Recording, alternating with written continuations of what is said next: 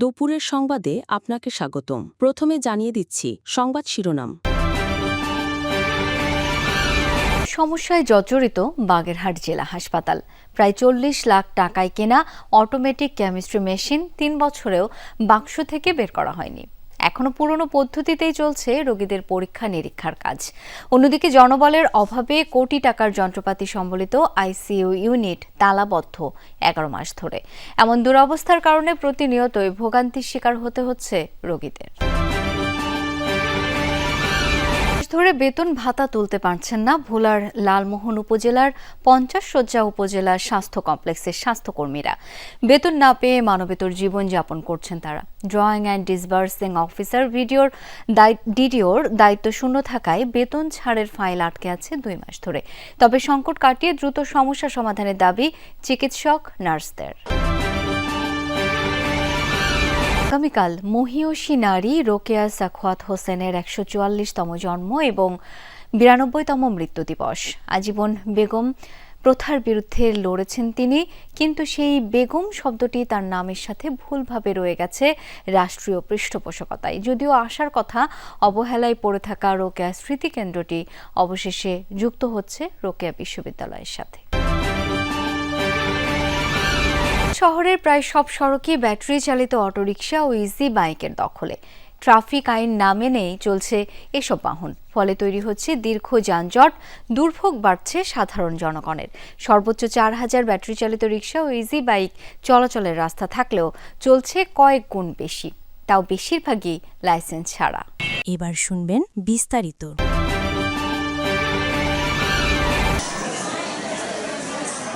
বাগেরহাট 250 শয্যা হাসপাতালে রোগীর চাপ এখন নিত্য নৈমিত্তিক ব্যাপার। 2000-এরও বেশি রোগীকে সেবা দিতে হয় প্রতিদিন।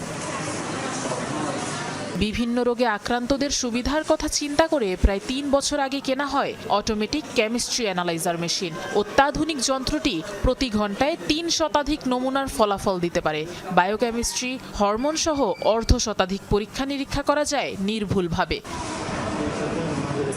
কিন্তু প্রায় 40 লাখ টাকা খরচ করে কেনা এই যন্ত্র এখনও বাক্সবন্দি। হাসপাতালের কাজ চলছে সেমি অটোমেটিক মেশিন দিয়ে। এতে ঘন্টার পর ঘন্টা রিপোর্টের জন্য অপেক্ষা করতে হচ্ছে রোগী ও স্বজনদের। দুর্ভোগ পোহাতে হয় প্যাথোলজি বিভাগের কর্মীদেরও।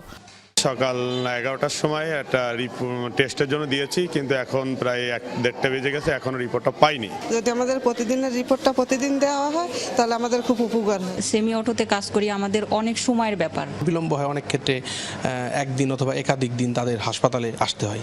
এখানেই শেষ নয়, কোটি টাকার যন্ত্র আছে হাসপাতালের আইসিইউতে, কিন্তু গত 11 মাস ধরে সেগুলোও পড়ে আছে অব্যবহৃত অবস্থায়। অথচ হাসপাতালে আইসিইউ সেবা চালু হয়েছে 2021 সালে। উপকূলীয় জেলায় 20 লাখ মানুষের ভরসা স্থল জেলা হাসপাতাল, অথচ মুমূর্ষ কোনো রোগী ভর্তি হলে পায় না আইসিইউ সেবা। সংশ্লিষ্টরা জানান, চালু থাকা অবস্থায় প্রতিদিনই রোগী থাকত আইসিইউতে। বর্তমানে শুধু দক্ষ জনবলের অভাবে ফাঁকা পড়ে থাকছে আইসিইউ ইউনিট। সেবাটা অচল অবস্থা থাকা বিধায় আমরা রোগীদের আইসিইউ সেবা থেকে রোগীরা বঞ্চিত হচ্ছে। বন্ধের ফলে যে রোগীরা আসেন তারা এই জায়গায় বাগেরহাটে আমাদের এখানে কোনো এই সেবাটা পায় না, যার কারণে এরা অনেক ভোগান্তিতে পড়ে। হাসপাতাল কর্তৃপক্ষ জানায়, স্বাস্থ্য মন্ত্রণালয়ের প্রকল্পের মাধ্যমে গত বছরের ডিসেম্বর পর্যন্ত চালু ছিল আইসিইউ ইউনিট। প্রকল্প শেষ হবার পর জনবল নিয়োগ না হওয়ায় এই দুরবস্থা। অটোমেটিক কেমিস্ট্রি অ্যানালাইজার মেশিনটি চালু করার জন্য সরবরাহকারী প্রতিষ্ঠানের সাথে যোগাযোগ করা হলেও সাড়া মেলেনি, দাবি তত্ত্বাবধায়কের। যেই মেশিন দেয় তারই দায়িত্ব থাকে এটাকে আপনার ইনস্টল করা, কিন্তু ওনাদেরকে কি বলছে যে ওনাদের কিছু যন্ত্রপাতি নাই, সে কারণে তারা ইনস্টল করতে পারে না। জেলা হাসপাতালের এই রুগ্নদশা থেকে দ্রুত পরিত্রাণ পেতে সংশ্লিষ্টদের প্রতি আহ্বান স্থানীয়দের। বিভিন্ন রোগ নিয়ে একের পর এক রোগী আসছেন, যথাযথ নিয়মেই সেবা দিচ্ছেন নার্স চিকিৎসকরা, কিন্তু এই স্বাভাবিক বাস্তবতার পেছনেই লুকিয়ে রয়েছে স্বাস্থ্যকর্মীদের মানবেতর যাপিত জীবনের গল্প। ভোলার লালমোহন উপজেলার প্রায় ৩ লাখ মানুষের চিকিৎসার ভার বহন করেন ৫০ শয্যার উপজেলা স্বাস্থ্য কমপ্লেক্সের স্বাস্থ্যকর্মীরা। কিন্তু গত ২ মাস ধরে বেতন ভাতা তুলতে পারছেন না কর্মরত কেউই। চরম আর্থিক সংকটে দিন কাটছে স্বাস্থ্যকর্মীদের। আমরা দিনরাত ২৪ ঘন্টা রোগীদের সেবা দিয়ে যাচ্ছি এবং অক্লান্ত পরিশ্রম করে যাচ্ছি। বেতন ভাতা না পাওয়ার ফলে আমরা সংসার সচ্ছলভাবে চালাতে পারতেছি না। চিকিৎসা সেবা আগের মতোই চলতে আছে, বাট আমাদের ফাইন্যান্সিয়াল একটু কষ্ট হচ্ছে আর কি, যেহেতু বেতনটা পাচ্ছি না ২ মাস যাবত। সংকটের শুরু গত ২৯ সেপ্টেম্বর। উপজেলা স্বাস্থ্য ও পরিবার পরিকল্পনা কর্মকর্তার বদলি হওয়ার পর থেকে এখনো যোগ দেননি নতুন কেউ। ডিডিওর দায়িত্ব শূন্য থাকায় বেতন ছাড়ের ফাইল আটকে আছে ২ মাস ধরে। এইরকম বেতন বন্ধ হয়নি। ইউসিএনএফপিও স্যার বদলি হওয়ার কারণে আমার 2 মাস বেতন আমি পাইতেছি না। সংসার চালাইতে খুব কষ্ট হচ্ছে এবং ছেলে মেয়েদের পড়ালেখার জন্য দেনাফানা করে মানুষ কাছ থেকে ধার নিয়ে চালাইতেছি। ডিডিওশিপ দেয়া হয়নি ভারপ্রাপ্ত কর্মকর্তাকেও। বিষয়টি কর্তৃপক্ষকে বারবার জানিয়েও সমাধান করা যায়নি বলে জানান এই কর্মকর্তা। আর্থিক কার্যাবলীর যে ক্ষমতা ডিডিওশিপ বলে সেটা আমাকে দেওয়া হয়নি, যার জন্য গত 2 মাস ধরে অত্র হাসপাতালের কর্মকর্তা কর্মচারীদের বেতন বন্ধ আছে। ঊর্ধ্বতন কর্তৃপক্ষকে অবহিত করছেন না, আমি নিজেও বেতন পাচ্ছি না। দ্রুত সমস্যার সমাধানের আশ্বাস দিয়েছেন সিভিল সার্জন। বেতন যেহেতু অনলাইনে হয়, আসলে ডিডিও ছাড়া তো অ্যাকাউন্টস বিষয়ে এটা বেতন দেবে না। তারপর আমরা তাদের যে বেতন ভাতা বন্ধ যে প্রায় যে 2 মাস হয়ে গেল, সে ব্যাপারে আমরা ডিডিওকে চিঠি লিখেছি। এখন তারা যদি ইস্যুতে প্রদান দেয় তাহলে হয়তো বেতন পাবে। লালমোহন উপজেলা স্বাস্থ্য কমপ্লেক্সে ১৩০ জন কর্মকর্তা ও কর্মচারী রয়েছে।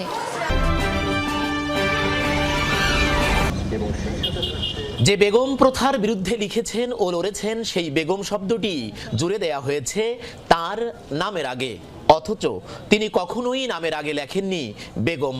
শুধু তাই নয়, প্রতিষ্ঠা করা হয়েছে বেগম রোকেয়া নামে বিশ্ববিদ্যালয় সহ নানান প্রতিষ্ঠান। চালু করা হয়েছে পদক, এমনকি তার নামের ইংরেজি বানানটিও বিকৃত করেছে বিশ্ববিদ্যালয় কর্তৃপক্ষ। এ নিয়ে ক্ষুব্ধ গবেষকরা। পারিবারিকভাবে রোকেয়াকে রকু বলে ডাকা হতো। রোকেয়া সাখাওয়াত হোসেনের সাথে তার বিয়ে হবার পর তার নাম তিনি লেখা শুরু করেন রোকেয়া সাখাওয়াত হোসেন। কখনো কিন্তু তিনি নিজের নামের আগে বেগম রোকেয়া লিখেন। যেহেতু রোকেয়া সাখাওয়াত হোসেন কোনোদিন তার নামের সামনে বেগম যুক্ত করেননি, যিনি যে অংশ নামের সঙ্গে যুক্ত করেন না সেটি তার নামের অংশ নয়।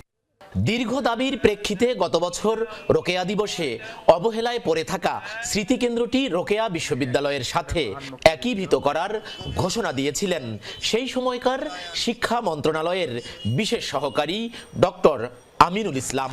আমি এই অনুষ্ঠানে ঘোষণা করতে চাই, রোকেয়া স্মৃতিকেন্দ্র পুরোটাই রোকেয়া বিশ্ববিদ্যালয়কে দেওয়া হবে।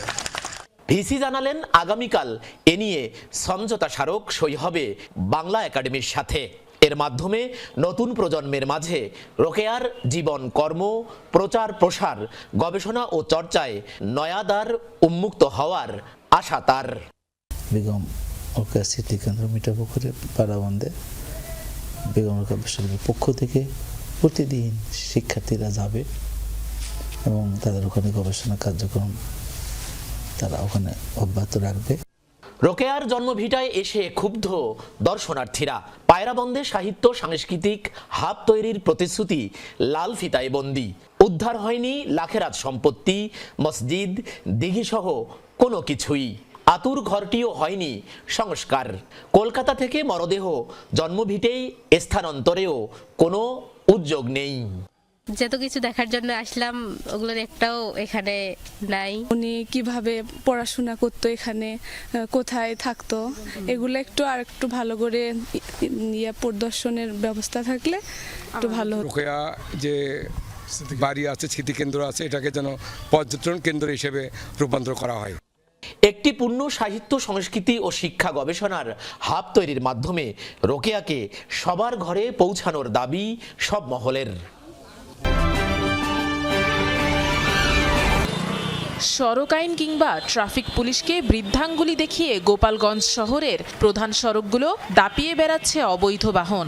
হাজারো ব্যাটারি চালিত অটোরিকশা আর ইজি বাইকের বাড়াবাড়িতে বাজার এলাকা থেকে পাচুরিয়া পর্যন্ত এমন বিশৃঙ্খলা রোজকার চিত্র।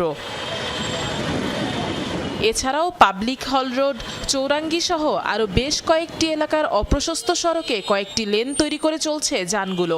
চালকদের অনিয়ম, যত্রতত্র পার্কিংয়ে তৈরি যানজটে চরম ভোগান্তিতে স্থানীয় বাসিন্দারা। একেবারে 10 বছর এটা ছেলে আসে অটো চালাচ্ছে এবং বাড়ি দিল, পড়ে যে আমার হাতটা ভেঙে গেল। এদের কোনো লাইসেন্স নেই, অবৈধ এরা। গাড়ির টান দিয়েছে, একটা ইজি বাইক এসে আমার গাড়িটা লাগাই দিয়েছে। গন্তব্যস্থানে আমি সময় মতো পৌঁছতে যানজটের কারণে। বিপাকে শুধু স্থানীয়রাই নয়, এতে অটোরিকশা সামাল দিতে ট্রাফিক বিভাগের কর্মকর্তাদেরও নাজেহাল অবস্থা। যতগুলার গাড়ি চলছে সবগুলার অনুমোদন পৌরসভা দেয় না, এগুলা ম্যাক্সিমামই তাদের অনুমোদন ব্যতীত চলছে।